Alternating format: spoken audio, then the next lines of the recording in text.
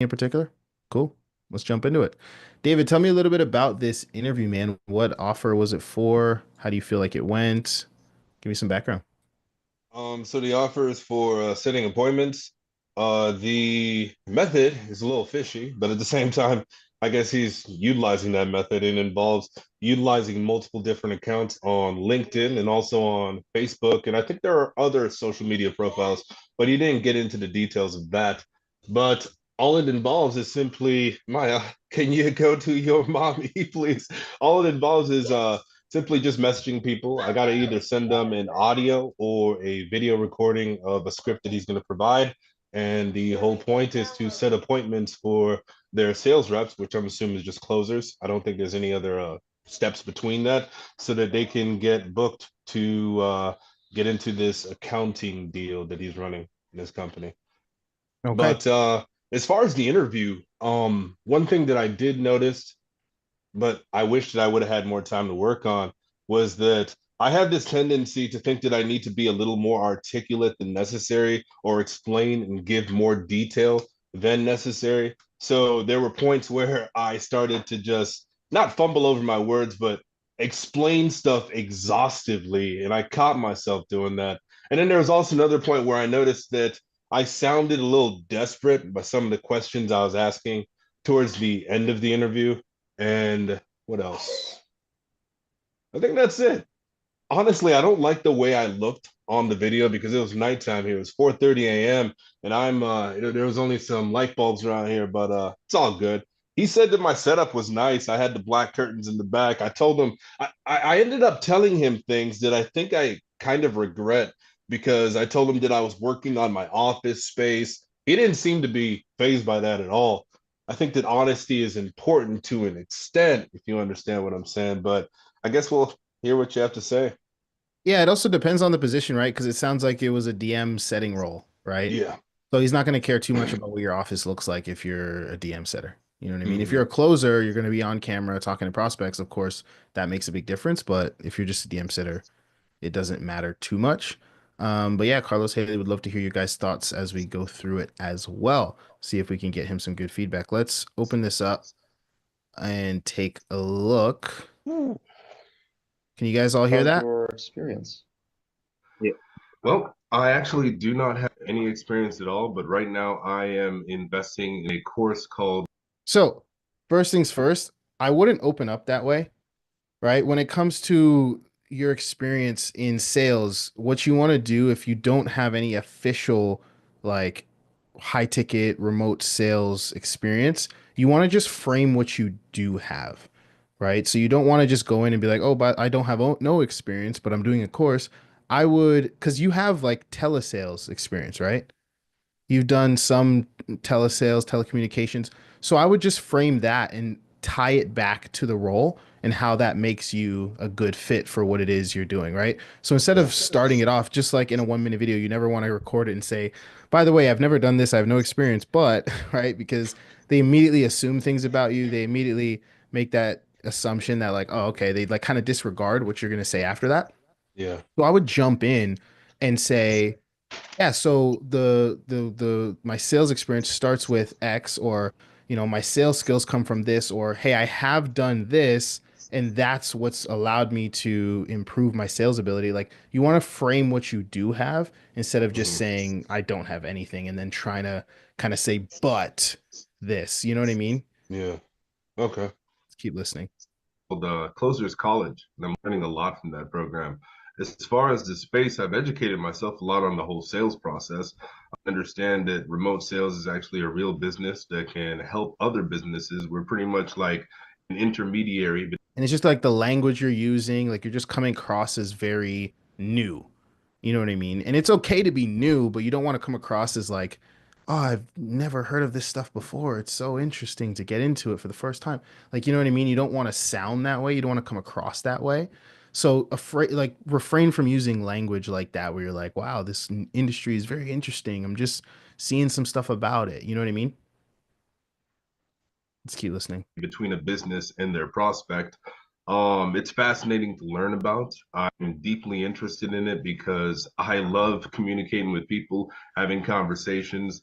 And that whole idea of communication for business in order to actually get a sale highly excites me. Like it's just really interesting. I've tried to get into remote sales before, but I don't think that I understood it as fully as I do now. Okay.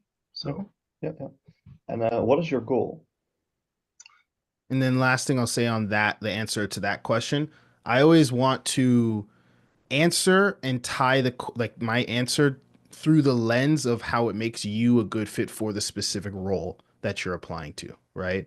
So the role here is a DM appointment setter, and even though he's not saying like what makes you a good fit for this role, I want him thinking about that when I'm answering the question, and you can kind of force him to think about that by legitimately telling him that, right? So if he's just saying what's your or what's your experience? Tell me what your sales experience, whatever the question is. I'm going to say, this is my experience. You can say, this is what I've learned. You could say, this is what I'm going through in terms of training. You could say all that stuff and then ending it off with, and that's why I believe I'd be a really, that's why I believe I'll do a really good job when it comes to DM appointment setting on this role because XYZ. You know what I mean? Like, really just let them tie in that experience to the actual opportunity that you're applying for. well, my goal first and foremost is to, make a lot of money.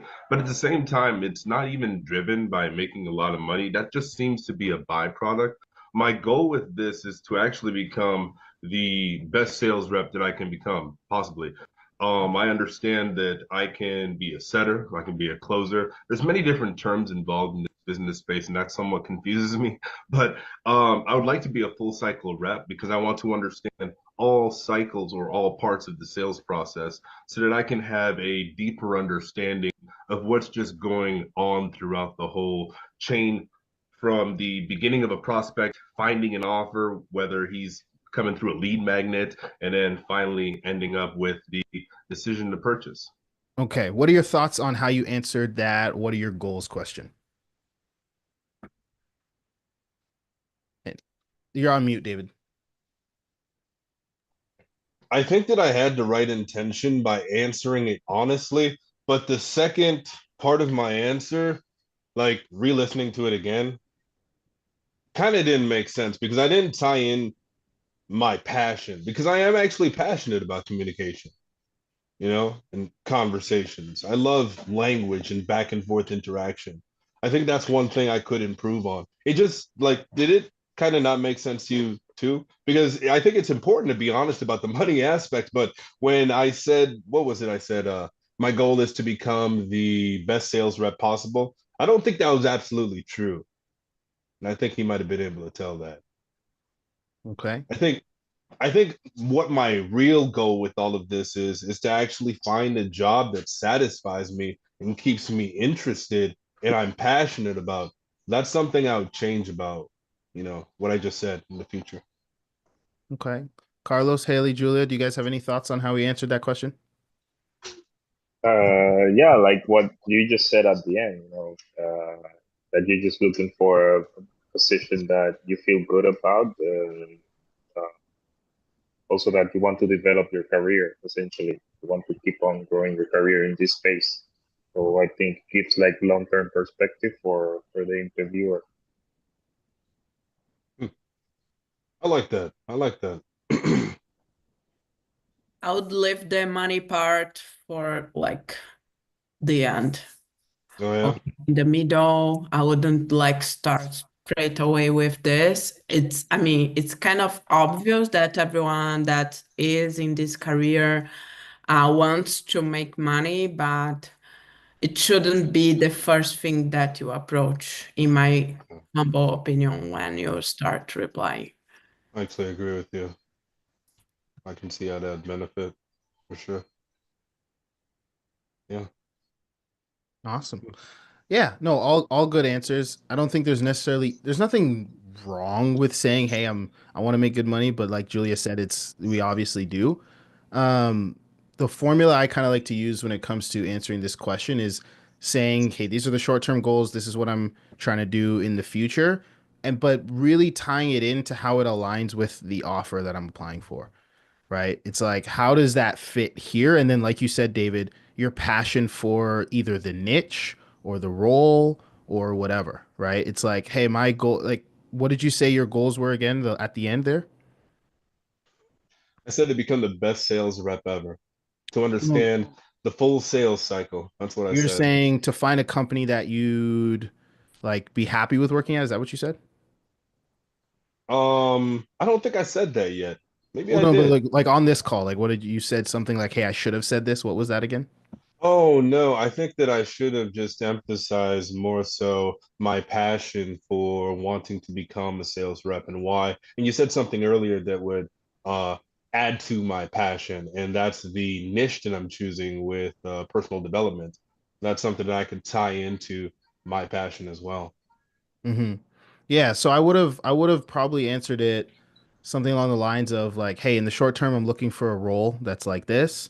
I think I would really enjoy the DM setting position that you guys have for these reasons. In the long term, I'd love to grow and progress with the company in this way.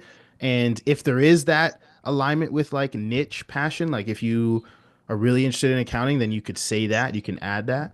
And that's how I kind of would have answered it, just because there's a few other things you put in there, like, yeah, there's lots of different positions I could do. Again, kind of really emphasizing the fact that, hey, I'm so new to this. This is brand new. I haven't really given it much thought. You know what I mean? So you want to try to again avoid answering in that way.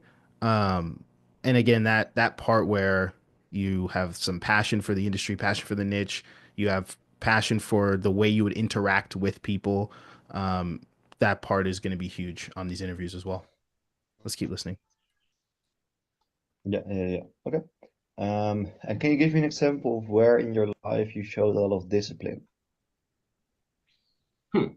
Well, immediately, I remember when I was, what was it, maybe 19 or 20, I was really interested in creating my own music, my own beats, hip hop, instrumentals, and I learned Reason, a digital audio workstation. I learned how to sequence the instruments. I learned how to edit and transpose different elements of different parts of the music process. I actually taught myself music theory. I'm actually really proud of that. I taught myself how to play piano, although not that well. And over the course of a year, I got to a point to where I could actually create really decent sounding beats. Taught myself how to do the mixing and mastering, and it was some effort, doing small bits of work here and there. But over time, I got to where I wanted to get, and then I did actually continue to pursue that. But I actually have been picking that up here and there slowly. But that's a whole different conversation. Yeah. And that was a pretty good answer. And I would just end it off with something like, I'm the type of person that once I put my mind to something, whether it's a new skill or something I'm very familiar with, I'm the type of person who goes above and beyond to improve my skill set. And that's why I think I would do a really good job in this role. You know what I mean? Just kind of like tying it Yeah. all together at the end, you know? Let's keep listening. That was a good answer though. And what is a passion of yours? Oh, a passion of mine? Ooh, ideas, innovation, um, building something that not only I'm excited about, but bringing that to people that want to Speak it use up a little that bit. product. Because in my mind, I understand there's this term thrown out there, oh, you're just an idea person, and ideas are only valuable if they're implemented. So, like, I'm still in that whole phase of my life where I'm slowly developing the courage to be like, well, Dave, let's go ahead and do this. You don't know what's going to happen. Let's build a team. Let's network with these individuals that are educated in these disciplines of knowledge so that we can actually create something. It seems, what's the best word to say it? Some of the ideas that I do have do seem impossible or seem like a stretch, but I don't know. It's just something I'm working on right now. But I just want to share that with you. Yeah. Definitely brainstorming, ideating, and possibilities. So Okay. Uh, And then when it comes to some of these questions that are kind of, I guess, not necessarily directed at the job, but they're kind of questions aimed at understanding you and your personality, I would still direct it in like in the role sense, right? So for example, if someone's asking me like, what are you passionate about? Maybe the thing that would be in alignment with the role isn't the thing that you're most passionate about above all, but you could still probably earn a little bit more brownie points by listing something that's the highest on that passion list, but closest to the role. Meaning, like, I know you're passionate about networking and communicating with people. Maybe you're passionate about helping people get clarity on what their problems are, and maybe helping people solve their problems or helping people achieve their goals. Or maybe you're really passionate about seeing transformations. Maybe that's something you care about, but it's not like number one on the passion list. But Yeah. even if it was like number five, I would still like I would share that one instead of like, let's say number one was like playing soccer. Like, you know what I mean? I wouldn't Yeah. share that one. I would share number five because even though it's not number one, but it's the closest to role alignment. Does that make sense? No, that makes complete sense because I've been wondering how to answer some of these questions, and it was like I almost forgot that I was in an interview at certain times. But I think it's very important to, like you've been saying throughout this call, to tie in what I'm talking about into the role. I think that's very important. That's actually been the best piece of advice you've given me so far. Yeah, because like I feel like what you're doing is you're taking the question at face value and almost separating the fact that it's an interview from it, and just like Yes. being like, what's the most authentic way I can answer this? Which is good to have that level of openness and honesty, but almost you don't want to have it to the point where your answer is not almost not relevant. Mm-hmm. You know what I mean? Yep. Anyone else have any thoughts or anything else they want to share so far? I usually, whenever I get these questions on the interviews, I try to keep like main, three main passions, three main things, etc. I guess it's simple for the interviewer and it's good for you to remember. Also, you don't get like a huge list when people get lost. I don't know if Ty agrees, but it's something that I I like like that. and works well for me usually. Yeah. 100%. That's good. And then like coming up with ways to frame what you said in a way that's relevant. So for example, you said you're passionate about like ideas, right? You can take that same thing and say, I'm passionate about coming up with creative ideas to do things like improve efficiency, to, in creative ways to have conversations with people, to, set appointments, whatever, just something that's super, super relevant so that people are like, oh yeah, cool. Hello, hello, Lisa. Thanks for tuning in. I know this is the time that you're at work. Thanks for popping in anyway. Let's keep going. And what is something that And then just before we take up too much time here, because I just want to check Yeah. in. Does anyone else have any other topics they want to cover? Um, Other than that, we could just keep going along with this. But yeah, let me know, Julia. I know you hopped in after we started. Is there anything you wanted to go over or cover? I have one, but it's a little bit personal, so I don't know if it would be the like Well, what's it the about? moment. If you don't mind saying, like, what's it about? Like, how personal are we talking? Yeah, I got an offer, so that's good news for Saturn. But I said the person that I would like to start in the 1st of April because then I can like structuring, organizing, finishing the course, and so on. Uh, and then like he added me, but on WhatsApp we are keeping in touch. But this was Saturday actually, but from there, uh, I don't know if that would be good, like to give this timeline because now he didn't reply to my messages and I'm worried that he's trying to find someone else. Well, at the end of the day, if he needs to hire someone ASAP to fill a position, then yeah, he'll probably fill it with someone else in the time frame if that's, if he does need to hire ASAP. I mean, if you have the facility to like maybe take on the role part-time and you can negotiate that with them, then you can definitely go ahead and do that. You don't have to wait if you don't have any reason other than like maybe doing some more training or something. I don't think that's a good reason to put it off. If you like the offer and it's a good offer and it's a good company, feel free to just get started. But if you have pretty set in stone reasons that like I need to start in April, that's also totally okay. And if you miss out on that one opportunity based off of just that, like it's not the end of the world. You know what I mean? Yeah, I mean, he's a headhunter as well, so he's always looking for a lot of Okay. for people for Well, opportunities. He yeah. told me that it was okay, like Okay. to start on the 1st of April. So, Well, all you can do is take people at their word, right?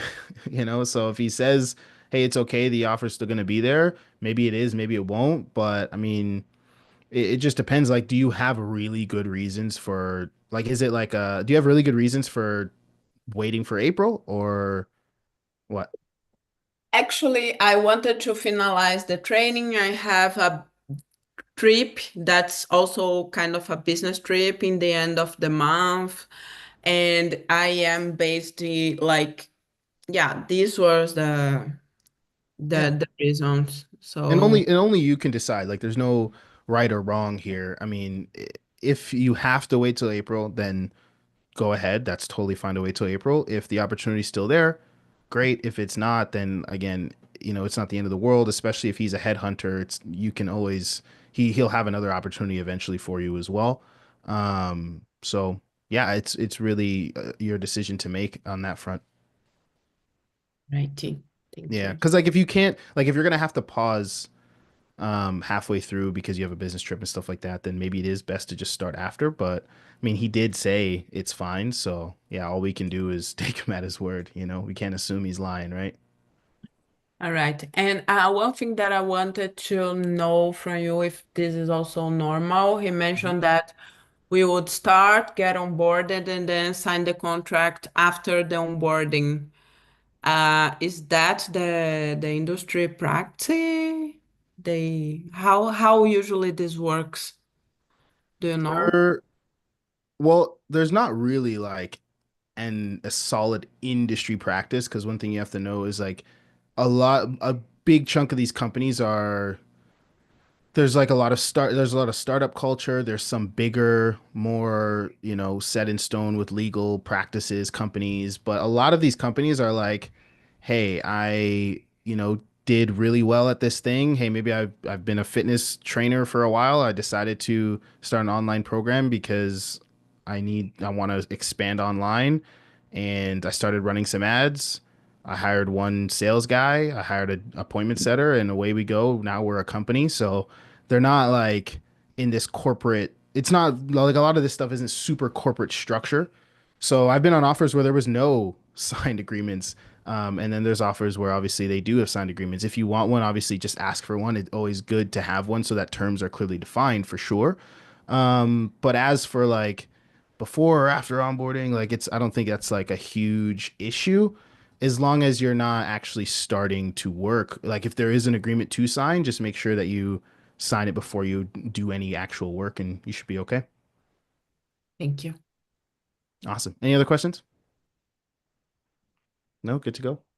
Cool. Anyone else have any other questions before we keep going with this interview? No, good to go. Awesome. Let's keep listening. That you've been consistent with for the last 3 months? Ooh, well, I'm a big fan of getting inside your head and You've been consistent with for definitely brainstorming, ideating, and possibilities. So, okay. And what is something that you've been consistent with for the last 3 months? ooh, well, I'm a big fan of getting inside your head and understanding the Interesting reasons why question. you are doing certain things in your life or why you're not doing certain things in your life. I like to self-diagnose myself and be aware of what's going on in here because I think it's very important. And sometimes we forget to really do the inner work in terms of how are we shaping our attention? How are we perceiving this? Am I limiting myself in this way because of a thought or an idea that I have about myself in relation to that subject? So I guess you can call this personal development. You can call this in the new age community, people call it like I guess I know belief work or law of attraction, or whatever it is. But I think that everybody probably has a different word for it. It's pretty much just understanding how I am associating with the world, and if I'm letting myself be. I would just say you're over explaining it. It was a pretty simple question. You know, so what have you been consistent with for over 3 months? You could say like, hey, my personal development, I'm really big on improving my mindset in terms of leadership qualities or whatever area of personal development you've been focused on. You could have just said that and kept it pushing. I'd say we just kind of over explained it here to the point where we don't want to like confuse them, you know? be limited by Mm. what I haven't even tested out to figure out is real for myself. Yeah. I hope I articulated myself Yeah. in the way you understood with that. No. The thing is, beliefs create actions, and actions become your reality. So what you believe is your reality in a way. So yeah, nice. I see where you're coming from. And what do you think are the best and also the worst things that can happen if we work together? Worst things that could happen. Well, immediately this came into my mind. I don't like the office. Did he say worst things that could happen if you worked for him? Is that what he said, David? Yeah, he said, what do you think is the worst thing that could happen? And what do you think is the best thing that could happen? Interesting question. Yeah. Carlos, Haley, Julia, what do you guys think? How would you guys answer that question? It's almost like a trap. I feel like it's very similar to the what are your strengths and what are your weaknesses question. Yep. And I think a good answer. First of all, before I say this, actually, David, I just want to say that I really admire you for like putting your interview on here and letting us analyze it. That takes a lot of courage. I know that I've had sales calls that I've been on, reviewed, and it's just like, like your heart skips a beat while your face is on there. You're like, oh my God. So I'm not even looking at kudos to myself. you. Huh? Oh, I said I'm not even looking at myself right now. No, I get it. Yeah, I will totally say it get is hard to just sit in the fire, It is, You can yeah, rip yeah. apart any So type of call. So 100%. So I admire you. But yeah, I would honestly show maybe, and I'd love to hear Ty's input. But the best and worst thing that can happen, I mean, I think it's rather obvious. It is a funny question. It's like the best thing that would happen is I would do really well, and the worst thing is that I wouldn't, and if I didn't, and I would actually show a little bit of detachment because I think that shows good sales qualities. So, and if I didn't, hey, I'm going to keep trying. I'm going to go to more sales trainings, and I'd love to stay on this offer and get better and improve on this offer. But if it didn't work out, I guess I'd go to another one. I really don't want that to happen, of course, and kind of saying something like that, but showing a little bit of detachment, because that isn't like kind of an interesting question. But I wouldn't say that to them. I would just say, oh, because yeah. So anyway. 100%. Yeah, I've been asked this something similar before. It was more on the lines of what would make you fail in this role, and so basically, yeah, you can come up with a list, but you can also come up with how you can overcome that at the end. And I think this is something similar. 100%. 100%. Julia, did you have any thoughts or no? No, I agree with both. First time I hear this question. Interesting. Yeah, it's not a common one. I've seen it on application forms. Haven't really heard it much like asked in interview form though. It's an interesting question. I guess the one thing you kind of want to stay away from is blaming the company, right? Like you don't want to say, well, the worst thing that could happen is you guys lead flow sucks. Like, you know what I mean? You don't want to say something like that. Although it could be true depending on like the role that they're hiring you for, but you don't want to start off like blaming the company. I think I like Haley's answer a lot of, I mean, keep it short, sweet, simple. Like, hey, I mean, worst case scenario, I don't perform, but I'll do this and this to make sure that I do. In best case scenario, I absolutely crush this role, which I believe I will, So yeah, not much else to say. Let's keep listening. Let's hear how you answered it. Offer, I decide to just not talk to you again, and I don't give you any type of communication at all, which I don't think would happen at all. The best thing that could happen is that I love David. I love the honesty. Like you literally brought up the worst thing you could possibly do. Like, what's the worst thing you could do? I mean, I guess I could just ghost you. I don't think I would do that, knowing me, but I guess if we're talking worst, you're so honest, like just from the heart. I love it. That was no, that's really good. Let's keep hearing. this is going to be a great way for me to break into the remote sales space, to learn about how to actually coordinate with teams through Zoom meetings, to understand how to meet certain deadlines, to improve my skills, to get better, to be excited about the job, to have a hunger to learn more.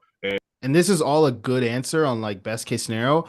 The only lens I would slightly swap it from was like break into the remote sales space. I would just say, talking about like performing well on the role. I wouldn't say like for me to learn about X. Like the company doesn't want to hire you so they can teach you how to do the job. They want to hire you so that you can perform in the job. You know what I mean? because you're making it seem like, hey, your job's going to be my trial run, my test, and nobody wants to hire for that so that you can test out, hey, to see if this will work out. So I think it's a really great answer, just minus coming at it from that lens. Does that make sense? Yeah, that makes sense. Awesome. And be satisfied and proud of myself and my accomplishments. Now, how many free hours do you have per day? Well, 3 hours that I have per day, I would say between 8 a.m. Time zone shift. Couple days. Time zone Probably, stuff. maybe. Yeah, maybe it's in a few days because I was scheduling a meeting with a prospect just to realize that the clock will change. If you want to, hire me, I can show you pictures of how it looks in different angles with, This is when you're talking about your the thing setup, is, I'm they're just missing assuming. parts of my kitchen, which is, my kitchen. Yeah, which if you're a DM it's no setter, I big don't deal. think They he'll understand care that I'm a about human. really. Yeah. Well, so we record. Well, actually, I will just dive in and I will just explain this to you a bit more. So first of all, you will get paid $30 per appointment you schedule. We pay out monthly. And then it sounds like from here on, is he just talking about offer details and stuff like that? You're on mute. You're on mute. You're on mute. Yeah, that's pretty much what's going on. He's just filling me in on details of the job. I'm asking him more questions about the job. So yeah, that's pretty much it. Great advice though. Great advice. I feel like I've already improved just from hearing what you've said and everybody else has offered as well. So yeah. Yeah, just some small changes, man. Like you have good energy, like when you're answering it, you have good confidence, right? It's just knowing what to say and how to frame it. I think the two biggest things is don't frame yourself as a complete beginner on these calls, and then just make sure that you're answering questions from the lens of how can I make this answer relevant to the position I'm applying for. If you do those two things, man, you're showing up really, really well. And then obviously, you're working on your setup, you're working on your background, your lighting, all that stuff. If you start applying for things like closer roles or roles where you're going to be on camera, that's going to be a little bit more important. But if it's just appointment setter roles where you're not on camera, it's not as important. So, yeah, man. Overall, like, thank you for sharing that. I know, again, like Haley was saying, it's tough to get reviewed in front of people. So, yeah, man, thanks for jumping on and sharing that, and looking forward to seeing the next one. Awesome. Um, any other questions? Anything else you want to go over? Joseph, I know you just hopped in, man. Welcome. Anything you want to go over, man? What's up? While we're on the subject, I wanted to know what are the most common interview questions you see? I Yeah, love for to. sure. For sure. So the typical ones will be like, tell me about yourself. What are your weaknesses? Why do you want to work here? What makes you the right fit? What are your goals? How do you handle stress and pressure? What motivates you? Obviously just give me your background and experience. Like those are some of the typical questions you'll get on an interview, and those are the ones I'd say you should just, get on some interview mocks and get comfortable with. Um, yeah. Anyone else have any kind of typical interview questions that they run into? Follow up on that as far as how do you I had one person who we were communicating via DM Hmm. and he asked to see my, I guess, KPIs. Hmm. And I have some KPIs, but I don't have things like there are definitely things that are missing, like revenue, how much revenue I was able to generate for the company. How do you navigate around that when you're missing certain key KPIs that the business owner may be looking for? Yeah, so obviously you could just send what you do have, and when it comes to the revenue you've generated for the company, I'm sure you could get a rough guess, just lowball it if you wanted to specifically get a number. Don't highball it, just lowball what you think you generated. But at the end of the day, you really want to, it depends on the kind of way you're communicating, but you really want to come with some confidence there and say, hey, here's are the numbers I do have. But at the end of the day, if I'm applying for an appointment setter over the like a phone setter, I might say more than happy to jump on, do a role play, show you what I've got. I'm more than capable of, performing on this role. But happy to jump on and do a role play and show you. You know what I mean? So if I had zero tracking sheets to show, zero experience to show, I would lead with confidence. I would lead with like, role play clips and recordings of me doing like an awesome discovery or an awesome pitch, and just show whatever I could show, you know?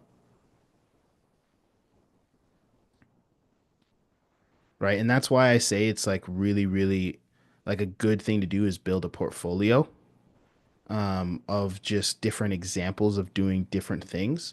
That'll help a ton with like not having any legit like, you know, high ticket sales experience if you're trying to get your first role. If you have a little bit of a portfolio where you're like, hey, this is how I would, if I'm applying for appointment setter, this is how I would set the call. And it's like a 3 minute clip of you setting the call with someone. This is how I would pitch the call. And it's a 2, 3 minute clip of you pitching the call. Then you have another clip where it's like, this is how I would, you can do the full triage. And then you have another clip that's like, this is how I would do this is how I would kick off the triage. And then you have some interesting things in there where, you know, maybe you do a role play, like you jump on with Carlos and you say, hey, Carlos, give me a hard time when I call you so you can, you know, pretend like you just called Carlos and Carlos will be like, hey, what do you want? I got to go. I don't have time. And then like maybe it's a 3 minute clip showing how you dealt with that and got into the triage call anyways. Like, you know what I mean? Just stuff like that to showcase your skill is going to help if you don't have any actual track record behind your name. Cool. Any other That's great questions? advice. Yeah. I have Go ahead. Go ahead. You go ahead first, please. how did you get this video from your interview? Did you ask your interviewer? This was a mock. That was Oh, a yeah. Go ahead, David. yeah, it was actually, what's it called? Fathom.ai. Just look it up. It's a really easy software to download video from Google Meet or Zoom. And yes, I asked his permission before I recorded. He was completely okay with it. All right. Yeah. Yeah, I just recorded it. Hi, I had a really interesting question for you. I was just curious because I know you've worked with a lot of people. What would you say is the number one or most limiting belief that you encounter from people trying to break into the remote sales space? Limiting beliefs specifically. Yeah. I'd say the number one limiting belief from people is it depends on like what position they're going for, but usually they're really they have like a lot of fear when it comes to getting started. And they're afraid of like, let's say if they're going for a closer role, the biggest thing that holds them back from closer role is they're like afraid to challenge people. You know, it's one thing, I guess not stopping them from getting started, but it's what stops them from being successful in the role. So they're afraid to just have normal conversations with people. Um, they think they got to do so much training before they get started. Like it's like, yes, there's a lot of skill you need to build. There's a lot of skill to it. It's like, it's just this weird mix where it's like, it's not as easy as a lot of people make it seem, but it's also not as rigid as others make it seem. Like you need to get good and build certain skills, but I think people are believing it's the wrong skills. Like they believe they have to like have a word for word script in front of them. They believe they have to have a specific objection handling word track. They believe that they need to be like exactly like their trainer to be successful, you know? And until they sound exactly like them, they think they're not good enough. Or if they aren't able to close exactly like them, they think they're not good enough. So it's I guess I don't know if I answered the question right, but yeah, I'd say a lot of people just have a lot of wrong beliefs about the industry rather than limiting beliefs. You know, they believe things that aren't necessarily true, you know? I'm gonna say for me, I made it in my head much difficult than what it actually was. So I think you learn on the roll, you know, you just get started. You're not gonna be perfect, but as you continue, it's gonna be easy and you develop your confidence there. Sometimes you make it worse because you don't know how it is, but you just have to start and see. Yeah, and like I've done so many call reviews and trained so many people, and one thing that I find myself often trying to teach people the most is like how to be a human being on calls and not a robot. Like I find like a lot of times where I'm just like, hey, when you're talking to your friends, like, would you talk like that? And they're like, no. It's like, well, so what are you doing? You know what I mean? It's a lot of just teaching people how to be human, and just be normal on these calls, like speaking to someone how you would actually speak to them, like having empathy when you're like someone pours their guts out about something, and then instead of just moving on to the next question on your list, like, oh, okay, well, so how long have you been in this business for? Like instead of just moving on to the next question on your list, taking a moment to be like, oh man, like I'm so sorry to hear that. Like, you know what I mean? And just being a human being is where a lot of people struggle on sales calls because they think they just think they've got to be something different than who they are, you know? or they got to communicate in a way that's not who they are, you know? So yeah, a lot of wrong thinking, a lot of wrong beliefs that hold people back. You know, people thinking, hey, in order to be a closer, I got to be a setter for X amount of time. People thinking like all of these things that maybe someone told them, or, you know, or someone coming in the industry being surprised that as an appointment setter, you're going to dial 80 to 100, maybe more people a day, thinking that like, you know, my set rate should be 60% of the people I dial. Like, it's, you know, they just come in with all of these beliefs and thinkings that are just wrong, you know? Yeah, you said something on the last call that really surprised me. When me and Powell were talking about kids, and you're just like, "Well, if they hear the kids, just say you have kids. People have kids. That's normal. So what Yeah. if they hear kids?" Like, and I was just like, "Okay, wow. I never even like thought about that." So, yeah, Yeah, I mean, like a lot of, like, you know, if your kids are in the background, as long as it's not to the point where you can't even hear each other talk, like obviously that people might be like, oh my gosh, I can't even hear this guy. But you know, if your kid pops in the room for a second, you're like, oh, you know, I'm busy 1 sec. Like it's not the end of the world. Like you'll be all right. You know, it's like the person on the other end of the line is usually a grown adult or a kid, or like they're mature enough to realize that yeah, you've got a family, so what, it's not going to ruin your call because you know, like no one's going to be like, oh my gosh, is that a kid, I'm going to hang up, I'm not going to buy from this guy, he's got children. Like, you know, it's okay. I have a question. Yeah. How would you negotiate salary at the beginning, let's say on an offer? When the terms are not fully clear, let's say they put a range. This Hmm. is like, or for the commission also they put a range. Like, how would you negotiate the salary at Yeah, the beginning with an offer? I mean you just want to ask for it, but it's more about when than how. All right, it's like you want to ask after you get offered the position, because then it's like you got an offer and you're making a counter offer.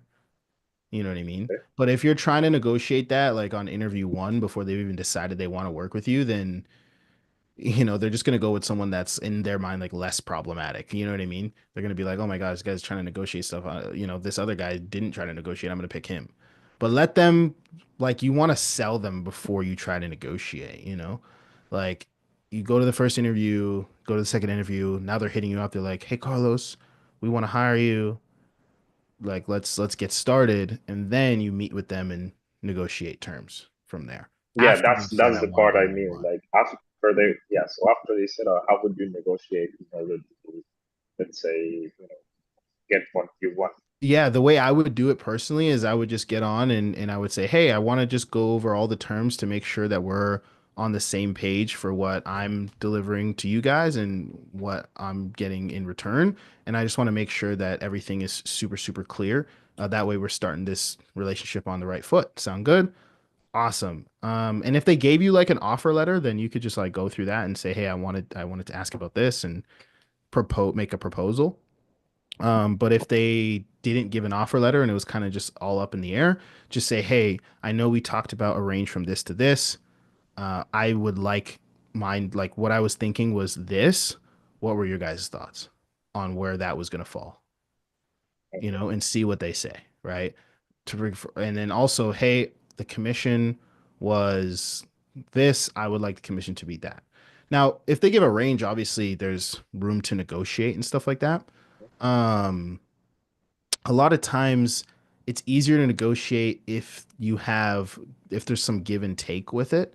And what I mean by that is, hey, if I do this extra thing or if I change this other thing, can I add this thing? Like, for example, hey, let's say you're on an offer where you're a setter with a 1500 base. Be like, hey, if I take a 1K base, can I do 5% commission instead of 3? Like, you know what I mean? At that point, like that's kind of how you want to negotiate. You can give and take a bit.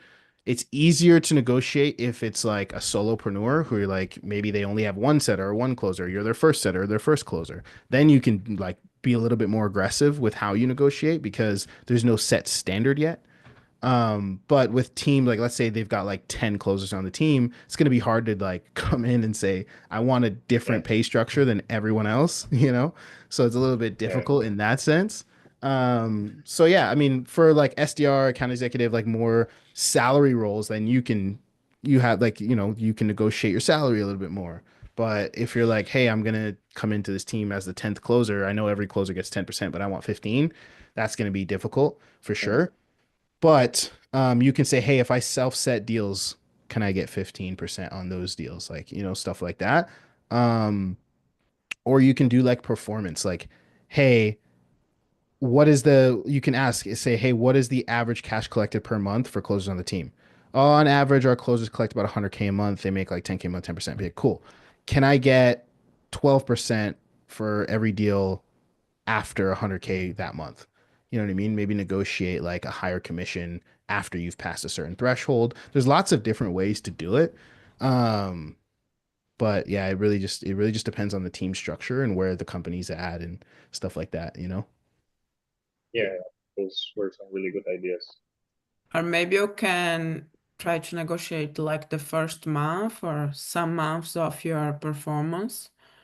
And then you say, okay, if I am on track between like the first and the third month, the first quarter, I would say you guys see me performing and so on and so forth. Would you be open to increase my commission in the month X? Yeah, that too. Like if you prove yourself, there's so many angles you can take it from. It just depends. I mean, it depends on what you want. Right? Like, are you just looking for more commission? Are you just looking for a bigger base? Are you looking for both? And then you can and then on top of that, it's a combination of what you want and kind of how the team's already functioning. So you just it's kind of like custom per company how you would actually go about it. Yeah. But yeah. For those, like if they give a range, then yeah, definitely go for the top side of the range once they give you the offer. Mhm. Like, Yeah. if you ask for the top side of the range and they give you like slightly lower, then it might be better than what they were gonna offer you if they were gonna offer you the bottom, right? Yeah, exactly. Yeah. So yeah, if they offer a range, like you should always just after they Look give you for the a offer, higher like, one. hey, just to confirm, top side, give me at least. Yeah. See what they say. Worst they say is no, and if they offer Mhm. you something lower than you're willing to accept, then you walk. If they're offering you something you are willing to accept, then you take it. Yeah. Yeah. Well, all you can do is try, right? Go for it. Yeah. Cool. Any other questions we got? No, everyone good to go? Awesome. Awesome. Everyone learned something today? Oh, Oh yeah. What's OTE? on track earnings. Yeah, so just like what the typical person makes. Don't put too much value into OTE. Like obviously the wildly different ones, like if one person's a super high OT versus super low OT, like they make a difference, of course. Um, OTEs are really based on like the integrity of the person who wrote it. You know what I mean? Like if the business owner is very transparent with their OTE, that's good. But there are business owners when you're looking out there that put OTEs that aren't very realistic for their offer. But at the same time, OTEs don't always paint the best picture because your skill set has a lot to do with it. An OTE is supposed to be what is the average that all of this, like you took all the sales teams or all the salespeople on the team, what is like the average that the person makes doing like normal hours, normal amount of outreach, not like the highest outlier or the lowest outlier or whatever. What's like the average on track? Like you're part of the team, you're on track. If the top performer closes at 30% and the worst performer closes at like 22% and everyone else falls somewhere between 25%, like and if everyone takes anywhere from 5 to 6 calls, how much money would you make if you were taking 5 calls and closing at 25%? Like that middle, that should be what the OTE is. Um, does Does that everyone, include base pay? again, it depends on whether the person's including that in their, like, it depends on the job post, right? Like, it should include the base pay, yeah, but it depends on the job post and what the person writes it as, you know what I mean? So I wouldn't put too much value on it. You can like the OTE, you'll see if it's more legit based off of like what you can see with the company. Like, do they have a social presence? Do they have testimonials and wins? Do they have like structured people on the team? Do they have a sales manager and a CEO, Like obviously you'll see, okay, this team looks like it has a bunch of other closers on it, so the OTE is probably more accurate. But if they're saying, hey, this is the OTE, but you're going to be the first salesperson on the team, then I would just like disregard the OTE. Like I would disregard it, unless it's like a really like someone who's has a really good sales process in place. But even then, if it was just the owner taking the calls, it's not necessarily reflective on what you'd close. I've also seen offers where like the OTE they said is 3K a month, but because the salesperson jumping on the team is really good, they ended up making like 6 to 8K on the offer. You know what I mean? So it's not always in the negative. It's not always like, oh, this OTE is lower than they said it is. It's like sometimes it could be higher, sometimes it could be lower because of your skill set and how you perform on the team. The one thing I would ask on the interviews is questions about lead flow, questions about organic presence, questions about, referrals, case studies, reviews. Because if there's a consistent flow of lead flow, I'd ask questions about close rate on live calls. I'd ask questions about show rate, right? Because if there's a good show rate, there's a good close rate, and I would kind of do my own math to see what the OTE is from there, right? Like I'll get on an interview, and again, this is not the first interview. I'd probably do it like on the second interview when they, we're doing like the second round and I'm asking more questions. I'd probably say like, hey, what is the daily lead flow? What is the average cash collected per closed deal up front? What is the close rate on this offer? What is the show rate on this offer?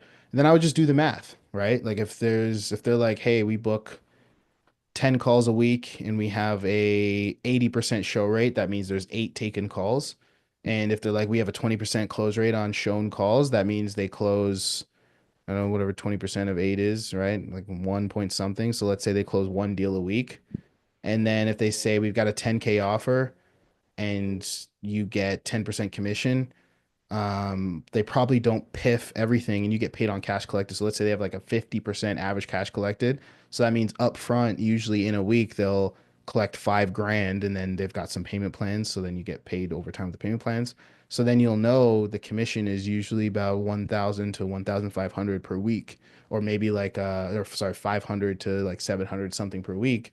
And then, X that by 4 and you'll say, okay, that's probably the OTE, right? But again, if they're like, hey, you'll be taking more calls than that, then you just do kind of the math, right? So I'd always, always, always, and if you guys are like doing interviews and getting this information, you need help with calculating it, I'm happy to help you calculate it.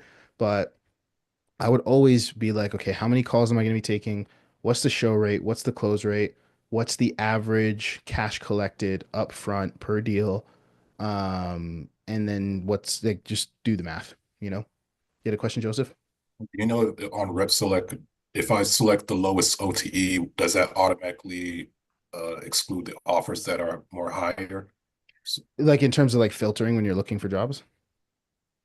Yeah. Yeah. You get whatever you select. So you can select multiple, right? When you're searching for jobs. So if you're just looking for any job, just leave it blank and it'll show all of them.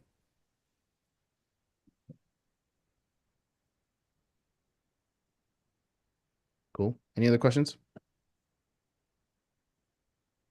Sweet.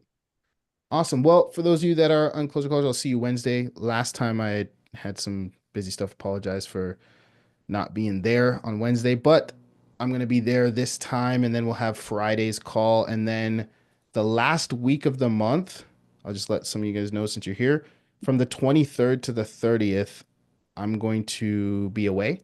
So there won't be calls that week. I think, Julia, you're going to be away as well. But I'm going to be away. I'm going to be in Mexico with my wife's family, which is going to be interesting because none of them speak